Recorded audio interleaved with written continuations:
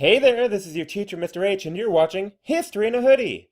Today's episode is about the economic systems in Asia, where we will learn all about how people earn money. I can't wait to find out, so let's get this show started. What are we learning about today? The standard for today's lesson asks the students to compare how traditional, command, and market economies answer the basic economic questions. We will also explain that countries have a mixed economic system located on a continuum between pure market and pure command. Finally, we will compare and contrast the economic systems in China, India, Japan, and the Koreas. Before we start, let's go over some vocabulary for today's lesson. An economic continuum graph is a display of the range of mixed economies. Utilities are services that are provided to the public.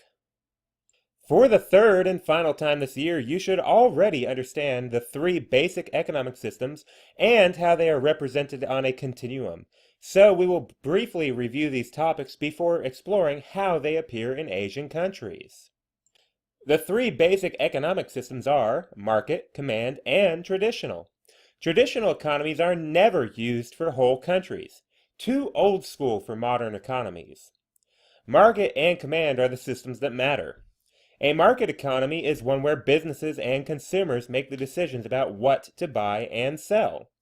A business can decide what they are going to produce or what service they will offer, and the business will also decide how much they are willing to sell their product or service for. Then, people will decide to buy or not to buy. Command economies are very different from market economies. Instead of businesses and people having freedom with their money, the government decides everything to do with the economy. Planners decide which company will produce and what the price it will be sold for.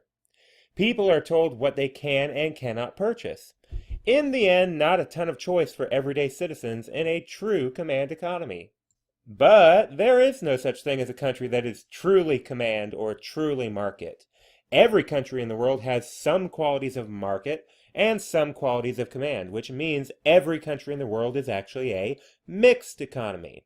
How much command or how much market is really the questions, and we display that answer on an economic continuum graph like the one shown later in this video.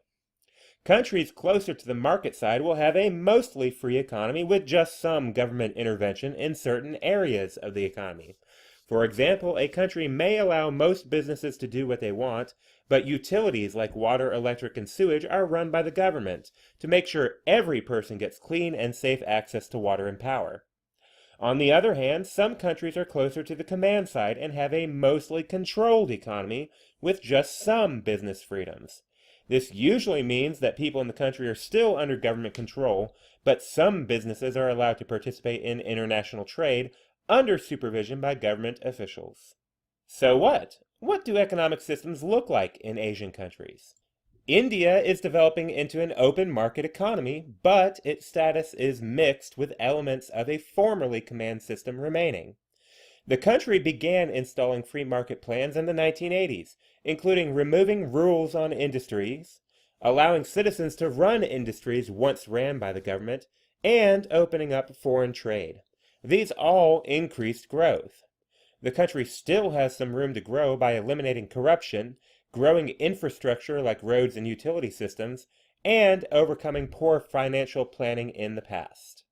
China's economy has changed greatly since the days of Mao and the Great Leap Forward.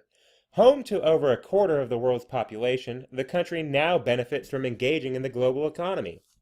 While many industries and businesses are still run by the government, and those that are private businesses are heavily controlled with rules and laws, leadership appears to be stepping back from that level of control to help grow the national GDP.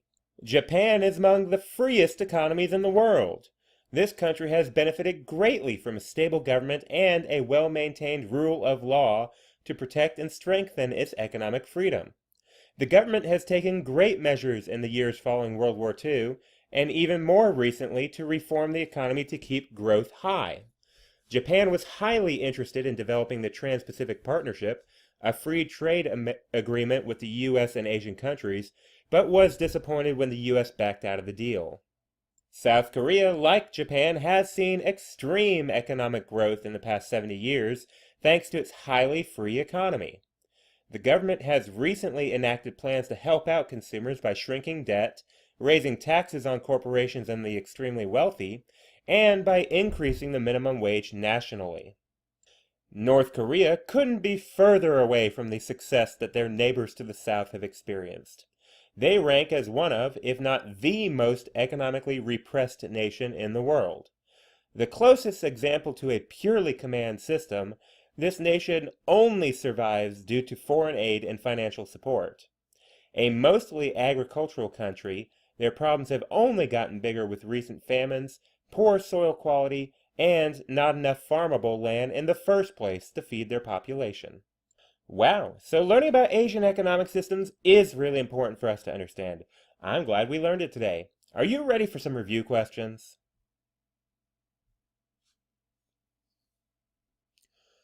The North Korean government determines what to produce, how to produce, and for whom to produce. According to this information, what type of economic system does North Korea lean toward? Which of the statements could explain where China lies on the economic continuum? Which point on the continuum would be the correct place for Japan, and why? I hope all of you learned a lot from today's episode of History in a Hoodie about economic systems in Asia. If you did, don't forget to like, subscribe, and share. Just kidding, I don't care about that stuff, but do make sure you study this lesson. Bye.